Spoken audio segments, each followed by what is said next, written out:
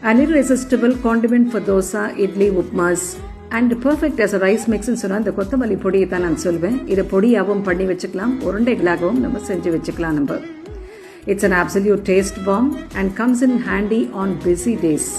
இது பண்ணுறதுக்கு ஒரு பஞ்ச் கொத்தமல்லி எடுத்து நான் இதை க்ளீன் பண்ணி இதை வாஷ் பண்ணி டவல் ட்ரை பண்ணி ரெடியாக எடுத்து வச்சுருக்கேன். இப்போ ஒரு கடாயில் ஒரு சின்ன பீஸ் பெருங்காயம் போட்டு இதை ரோஸ்ட் பண்ணிவிட்டு ஒரு பிளேட்டுக்கு ட்ரான்ஸ்ஃபர் பண்ணி வச்சுருங்க.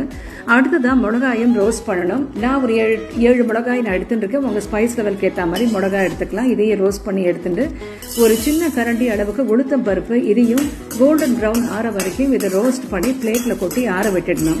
இந்த கொத்தமல்லி பொடிக்கு கொஞ்சம் புளி போட்டால் ரொம்ப டேஸ்டியாக இருக்கும். அதனால ஒரு கூஸ்பெரி சைஸ்டு புளியை நான் கட் பண்ணி இதை நான் எண்ணெயில் ரோஸ்ட் பண்ணி அதையும் நான் தட்டில் கொட்டி நான் ஆற வச்சுருக்கேன்.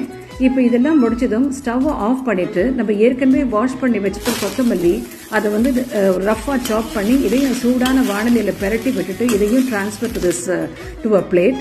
இதெல்லாம் ஆறினதுக்கு அப்புறம் மிக்ஸி ஜாரில் எல்லா இன்க்ரீடியன்ஸும் இந்த கொத்தமல்லியும் சேர்த்து இதுக்கு தேவையான உப்பையும் சேர்த்து இதை நல்லா நம்ம குறபரப்பாக அரைச்சி வச்சுக்கணும், தண்ணி விடக்கூடாது. நான் இந்த மாதிரி பண்ணி நான் ஒரு உருண்டைகளாக நான் பிடிச்சி வச்சுருக்கேன். இந்த மாதிரி நம்ம பண்ணோன்னாக்கா ஒரு 2-3 நாளைக்கு நம்ம ஸ்டோர் பண்ணிக்கலாம். நம்ம இது ஒரு பர்ஃபெக்டான ஒரு ரைஸ் மிக்ஸ், தோசை இட்லிக்கு கூட ரொம்ப ஒரு அட்டகாசமான ஒரு காண்டிமெண்ட்டாக இது இருக்கும். இது